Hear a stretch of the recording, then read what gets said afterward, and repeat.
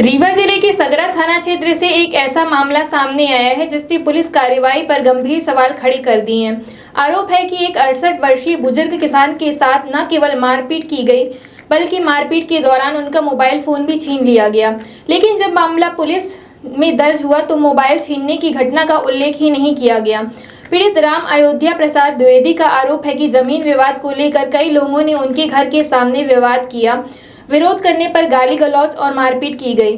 शिकायत में ये भी कहा गया कि मारपीट के दौरान उनका मोबाइल फोन आरोपियों द्वारा छीन लिया गया था। इसके संबंध में उन्होंने पुलिस अधीक्षक को लिखित शिकायत देकर निष्पक्ष जांच और कार्रवाई की मांग की है। वहीं दूसरी ओर थाना सगरा में दर्ज एफआईआर में मारपीट, गाली गलौज और जमीन विवाद का जिक्र है, लेकिन मोबाइल लूट या मोबाइल छीनने जैसी गंभीर बात दर्ज नहीं दिखाई दे रही।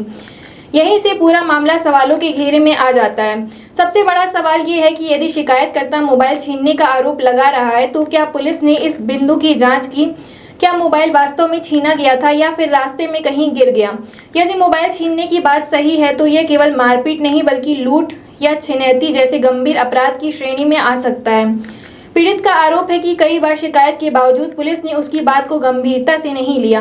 अब मामला सीधे पुलिस अधीक्षक तक पहुंच चुका है और निष्पक्ष जांच की मांग की जा रही है। फिलहाल सच क्या है इसका खुलासा पुलिस जांच के बाद ही होगा, लेकिन शिकायत और एफआईआर के बीच सामने आया यह बड़ा अंतर कई सवाल खड़े कर रहा है। अब देखना होगा कि पुलिस मोबाइल गायब होने की असली वजह तक पहुँच पाती है या नहीं, और यदि शिकायत सही पाई जाती है तो जिम्मेदारों पर क्या कार्रवाई होती है। बताइए, क्या नाम है, कहाँ से आए हैं? हम आए हैं उखी फरियादपुर से, है ना? सगरा। क्या समस्या है? हमारे समस्या ये है कि मेरे घर के सामने तार बूंदी लवकुश वगैरह जबरदस्ती करते हैं और मारपीट करते हैं और मेरी दीवार खनते हैं। और कौन कौन लोग हैं? ये लवकुश हैं, राम जी हैं, रविकांत हैं, आदर्श हैं, सनी हैं। इसके पहले आपने पहले शिकायत की होगी। मैंने थाने में जाकर 9 तारीख को शिकायत किया था। फिर नहीं पुलिस नहीं आई। फिर 11 को गए। मारपीट हमारे साथ किया तो 11 को मेरी रिपोर्ट लिखा। पुलिस वाले नहीं आए। पुनः जबरदस्ती तारबूंदी मेरे सामने कर रहे थे। मना किया तो पुनः मेरे परिवार वालों को 6 लोगों को मारपीट किया और मेरे नाती दीपांशु का मोबाइल छड़ा लिया। मेरी दीवार खनते हैं। बरसात आ रही, मेरी दीवार भी गिर जाएगी। पुलिस वाले आज तक जांच करने के लिए जाते ही नहीं हैं। पुलिस के सामने ही जबरदस्ती बूंदी करते हैं और कहते हैं कि जो तुम्हें कुछ करना हो तो कर लो।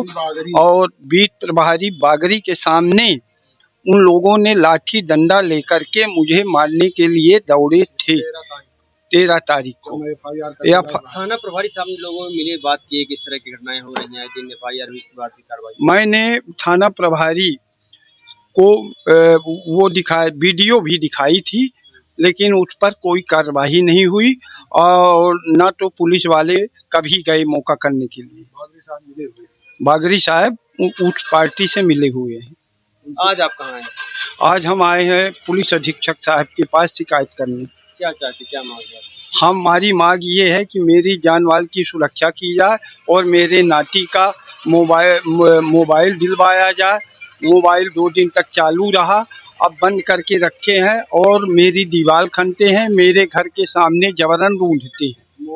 मेरे नाती के साथ मारपीट किया, उसे चोटें भी आई, लेकिन पुलिस वालों ने एफआईआर नहीं किया और आवेदन लिया। आवेदन में मेरा आवेदन में गिरने की बात करते हैं कि गिर गया, लेकिन आज तक पुलिस वालों ने जांच के लिए नहीं आए।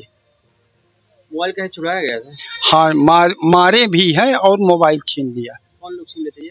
ये आदर्श और सनी। तो शिकायत में क्या दर्ज किए हैं थाने में? थाने में दर्ज गिरने के किए हैं। मैं कह रहा था कि मेरा छीन लिए हैं और मारे भी हैं, लेकिन उन्होंने नहीं लिखा। अब आप क्या चाहते हैं? हम चाहते हैं कि मेरा मोबाइल दिलाया जाए। मेरे घर के सामने उनका जहाँ से है वहाँ से तारबूंदी करें। मेरे घर के सामने दीवार मेरी न खाने की बरसात में गिर जाए। मैं केवल ये चाहता हूँ। क्या नाम आपका? रामायण द्विवेदी।